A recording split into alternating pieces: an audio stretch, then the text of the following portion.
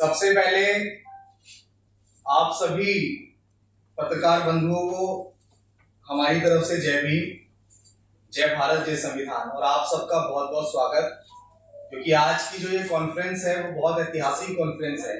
क्योंकि आज मैं आपके सामने एक शायर या महज एक कार्यकर्ता के रूप में नहीं बैठा, मैं आपके सामने उस यात्री के रूप में बैठा हूं जिसने अपने पैरों से वो रास्ते नापे हैं जो बाबा साहेब के सपनों तक जाते हैं। हमने देश में दो महत्वपूर्ण यात्राएं की, जैसा कि आप सब लोगों ने सोशल मीडिया के माध्यम से देखा भी होगा। हमारी पहली यात्रा थी जिसको हमने डॉक्टर बाबा साहेब अम्बेडकर की जन्मस्थली मध्य प्रदेश के महू से शुरू किया था, और उसके लिए हमने एक नारा लगाया था कि अम्बेडकरवादी नेता साथ में आओ। जितना हमने पर्सनली जाना कि बिखर के कभी भी हम लोग इस देश के हुक्मरान नहीं बन सकते हैं। हमारे जितने भी तमाम महापुरुष हुए उन्होंने भी यही कहा कि बिखर के कोई भी इस देश का शासक नहीं बन सकता, हम लोगों को एकजुट होना पड़ेगा। उस पद यात्रा में समाज के हजारों लोग हमारे साथ जुड़े, हजारों लोगों ने समर्थन किया। महू से यात्रा शुरू हुई, फिर महू से इंदौर, देवास, सीहोर, सोनकच्छ, भोपाल, विदिशा, खुरई, ललितपुर, झांसी, डबरा, दतिया, ग्वालियर, मुरैना, धौलपुर, आगरा, हाथरस, अलीगढ़, औरैया, फिरोजाबाद, बुलंदशहर, हापुड़, मेरठ, फिर गाजियाबाद, और उसके बाद लगभग 4.5 महीने के लंबे अंतराल के बाद हम लोगों ने दिल्ली जंतर मंतर पहुंचकर बहुजन एकता संकल्प महारैली का ऐलान किया। उसमें भी हजारों की संख्या में लोगों ने पहुंचकर इस बात पे सहमति जताई कि हाँ, इस देश के अम्बेडकरवादी नेताओं को भी एकजुट होना चाहिए। फिर हमने उसके बाद दूसरा पड़ाव डॉक्टर बाबा साहेब अम्बेडकर की चैत्य भूमि, जहां बाबा साहेब अम्बेडकर का अंतिम संस्कार हुआ था, वहां से हमने इस यात्रा का दूसरा पड़ाव शुरू किया, जो मुंबई से पुणे, नासिक, धुले, जलगांव, अकोला, अमरावती, यवतमाल, वार्धा और नागपुर। हमने बाबा साहेब अम्बेडकर की कर्मभूमि और दीक्षा भूमि के संदेश को भी जोड़ने का प्रयास किया और हमारे नेताओं को एकजुट करने की मुहिम को और मजबूत किया। मैं आप सभी को, पत्रकार बंधुओं को, और इस प्रेस कॉन्फ्रेंस के माध्यम से हम पूरे देश को ये बताना चाहते हैं कि आज मुझे अपना घर छोड़े लगभग 1 साल से ज्यादा हो गया है। मैं अपने घर नहीं गया, क्योंकि ये रास्ता, जिस रास्ते को मैंने चुना, मैंने इसको अपना घर मान लिया।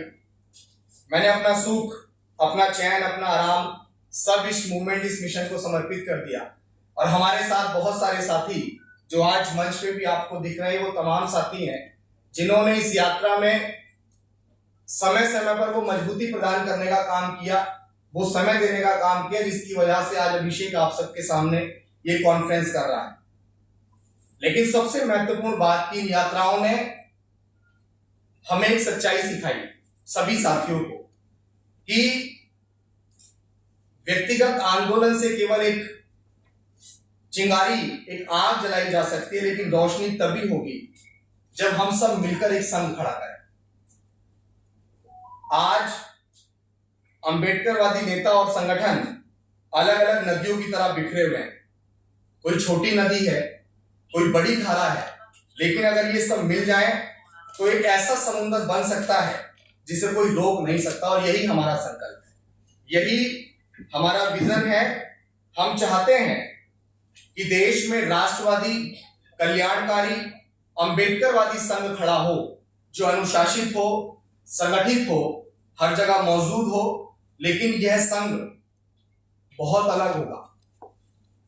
यह संघ सामाजिक होगा, पूर्णतः सामाजिक। इसका मकसद केवल सत्ता की भूख नहीं है, इसका मकसद सत्ता को साधन बनाकर बाबा साहेब अम्बेडकर के सामाजिक परिवर्तन और तमाम महापुरुषों के उस आर्थिक मुक्ति के आंदोलन को सफल करना होगा। यह संघ अम्बेडकरवादी नेताओं का महागठबंधन बनने का भरसक प्रयास करेगा, ताकि बाबा साहेब अम्बेडकर का कारवां अधूरा ना रहे। साथियों, आज पत्रकार बंधुओं, आज हम लोग संगठन की कोई औपचारिक घोषणा नहीं कर रहे हैं, आज हम उस संघ की कोई औपचारिक घोषणा नहीं कर रहे हैं, बल्कि आज की ये प्रेस कॉन्फ्रेंस सिर्फ एक सूचना है कि आने वाली 23 सितंबर को दिल्ली के एनडीएमसी कन्वेंशन सेंटर में, जो यहां से बहुत नियर बाय है, जंतर मंतर के पास, वहां पे हम सब मिलकर इस विचार को एक संघ का रूप देंगे। वहां से यह आंदोलन एक नए अध्याय की शुरुआत करेगा। मैं दोबारा इस बात को दोहरा दूं कि 23 सितंबर देश के तमाम अम्बेडकरवादियों के लिए बहुत बड़ा दिन है, क्योंकि 23 सितंबर को डॉक्टर बाबा साहेब अम्बेडकर ने सयाजी बाग में बैठकर संकल्प लिया था कि जब तक मैं अपने समाज को इन जातिगत गुलामी की बेड़ियों से आजाद नहीं करा दूंगा, जब तक मैं चैन से नहीं बैठूंगा। लेकिन इस संघ की सबसे बड़ी पहचान क्या होगी? ये बात बहुत प्रकाश डालने वाली होगी, बहुत समझने वाली होगी। शायद ऐसा आज तक इस अम्बेडकराइट मूवमेंट में नहीं हुआ है। इस संघ की सबसे बड़ी पहचान होगी कि चाहे कोई हमारी आलोचना करे, चाहे इस संघ की आलोचना करे, लेकिन हमारी जिम्मेदारी कभी नहीं बनती। यह संघ हर उस व्यक्ति के साथ खड़ा होगा जो अम्बेडकरवाद के लिए काम कर रहा होगा, जो उस विचारधारा के लिए काम कर रहा होगा, चाहे वह किसी भी पार्टी से हो, चाहे वो किसी भी संगठन से जुड़ा हो, किसी भी धर्म और जाति का हो। अगर उसका मिशन डॉक्टर बाबा साहेब अम्बेडकर की आइडियोलॉजी और विचार को बढ़ाने की होगी तो उसका संघर्ष हमारा संघर्ष होगा। आज तक आप सब लोगों ने भी देखा, हमने भी देखा होगा कि जो जिस पार्टी या संगठन में था उसकी मदद, उसकी मुश्किल में सिर्फ वही पार्टी और वही संगठन करता था। जब आज हम इसकी बहुत आवश्यकता महसूस कर रहे थे कि आज इस देश में एक ऐसे विचार, एक ऐसे विजन या एक ऐसे संघ की आवश्यकता है जो सबको समान लेकर खड़ा हो। सब लोग आपस में बटे हुए थे, आपस में मतभेद करते थे, लेकिन अब ऐसा नहीं होगा। हमारी वो मतभेद की दीवारें अब गिरेंगी और हमारी एकजुटता की एक मजबूत दीवार बनकर खड़ी होगी।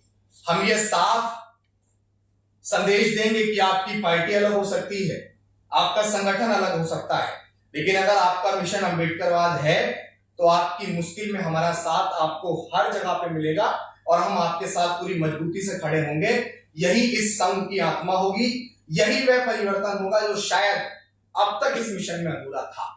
जितना हमने एनालाइज किया है कि अब तक ये बात इस मिशन के लिए अधूरी थी, लेकिन साथियों इससे बड़ी बात ये कि सिर्फ संघ काफी नहीं है, क्योंकि संघ विचार फैलाएगा, विचारों को जोड़ेगा, लेकिन अन्याय का सामना करने के लिए संघर्ष भी चाहिए। इसलिए हम संघ के साथ साथ एक क्रांतिकारी संगठन भी बना रहे हैं। संघ होगा शांति का प्रतीक और संगठन होगा क्रांति और संघर्ष का चेहरा।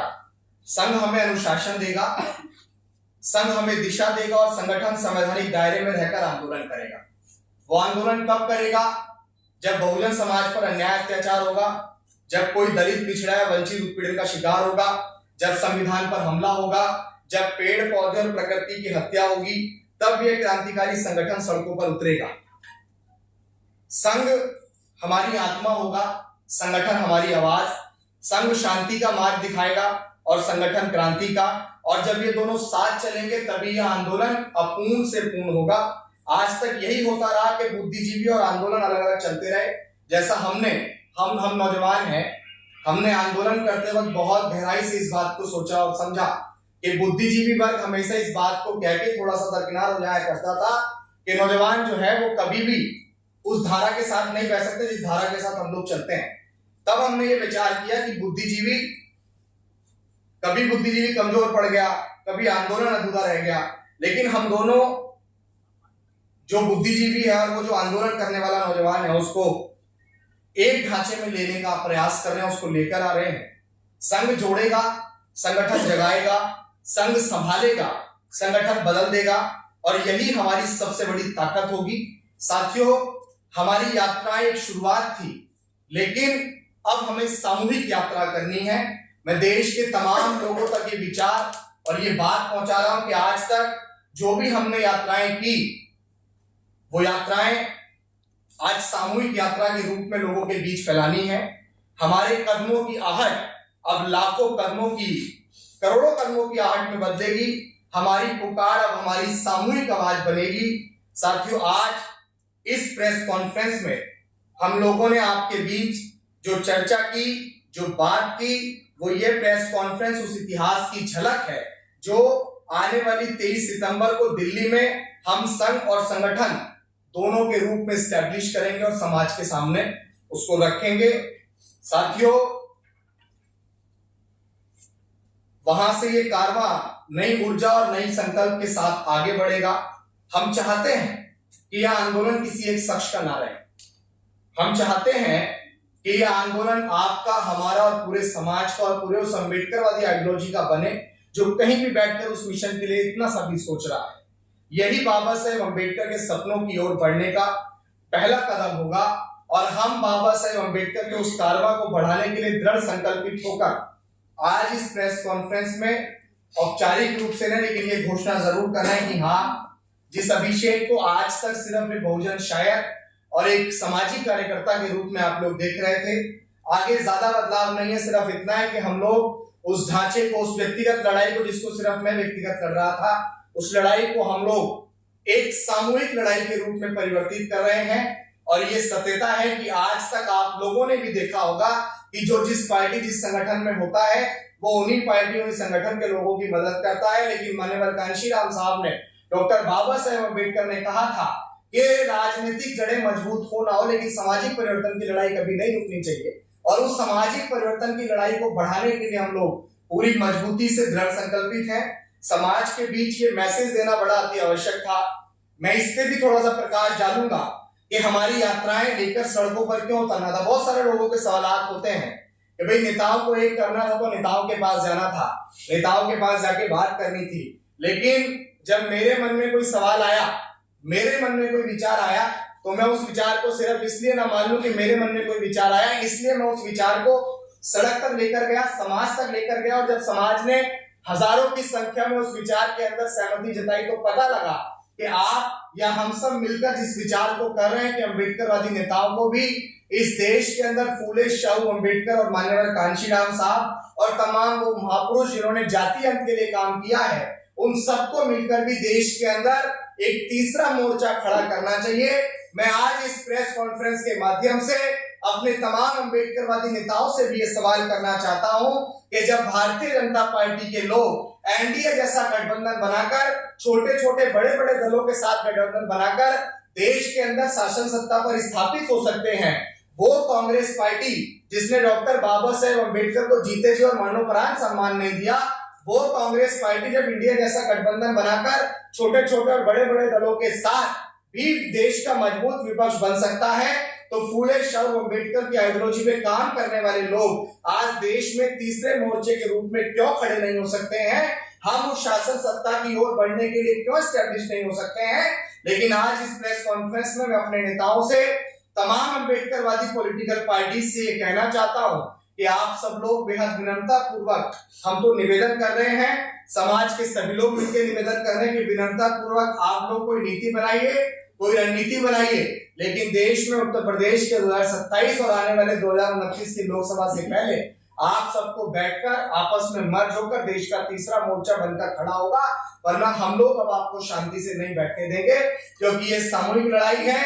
आपके आपस के मतभेद और उस मतभेद की लड़ाई के चक्कर में पूरे समाज का, फूले शाहू अम्बेडकर और माननीय कांशीराम साहब का और देश में अम्बेडकरवाद के नाम पे जो पॉलिटिक्स हो रही थी, वो पॉलिटिक्स दिन पर दिन बिल्कुल जीरो हो रही है और उस पॉलिटिक्स को जीरो होता हुआ नहीं देख सकते। बहुत बहुत धन्यवाद साथियों। मंचासीन जो लोग बैठे हुए, मैं उनसे भी आपका थोड़ा परिचय करवाऊं और सब लोग अपनी अपनी बात रखेंगे। आप मेरे साथ में सवाल पूछने की बात, जब मैं परिचय करवा दूं उसके बाद में आप सवाल पूछ लीजिएगा। मैं आपको बता दूं कि हमारे साथ भाई रोशिंदर जी हैं, जो एनएसजी में कमांडो रहे, सद्गुरु विरास मंदिर आंदोलन 2019 में अपनी नौकरी से छुट्टी लेकर आए थे। लेकिन उस दिन क्या हुआ, आप सब लोगों ने बहुत भली भांति देखा कि किस प्रकार से सरकारों ने हमारे ऊपर लाठीचार्ज करवाई, किस प्रकार से हमारे बेगुनाह 96 लोगों को जेल जाना पड़ा। उसमें भाई रोशिंदर भाई भी थे और उसके बाद में ये उसके अंडर आ गए और इनके ऊपर इनकी मतलब कुल मिला के हुआ कि इनको नौकरी से बर्खास्त कर दिया गया और आज तक भी उस नौकरी को इनको नहीं दिया गया। और हमारे साथ में आदरणीय स्वराज सिंह जी हैं, जो 17,000 किलोमीटर के पदयात्री हैं, जिन्होंने देश भर में और हमारे रहबर माननीय कांशीराम साहब के साथ भी काम किया। हमारे साथ में प्रताप सिंह हरिद्वार जी हैं, जो मध्य प्रदेश के छतरपुर से हैं, पूर्व में बहुत सारे सामाजिक आंदोलनों में अपनी भागीदारी निभाई है। हमारे साथ में प्रधान जी हैं, आप सब लोगों ने बहुत मजबूती से देखा होगा ये भी इन्होंने भी निरंतर समाज में जिस भी तरीके से आर्थिक स्थिति से जो लोग भी इस मूवमेंट को स्टैब्लिश करना चाहते हैं उन्होंने उनका हमेशा साथ दिया। हमारे साथ योगराज जी हैं, आप जनपद बुलंदशहर के खुर्जा से हैं। आपने भी इस मूवमेंट के लिए निरंतर समर्पण और भाव के साथ काम किया। आप आकाश जाटव हैं, आप भी निरंतर इस मूवमेंट के लिए काम करते हैं। आप बिंद्रा जी हैं, आप भी एक रविदासिया संघ है, संगठन है हमारा जो इसी विचार के लिए काम कर रहा है। बिंद्रा जी भी हमारे इस विचार के साथ हमारे साथ। आपका बहुत बहुत धन्यवाद। और एक और शख्सियत भाई राजेश जाटव जी आपके सामने बैठे हुए हैं, उन्होंने मध्य प्रदेश पुलिस में थे, अभी इस मूवमेंट इस विजन को जानकर वीआरएस लेकर हमारे साथ इस आंदोलन में अपना पूरा समर्पण देकर आगे बढ़ने का हमें भरोसा दिया। वो हमारे साथ इस लड़ाई को मजबूती से लड़ने के लिए तैयार है।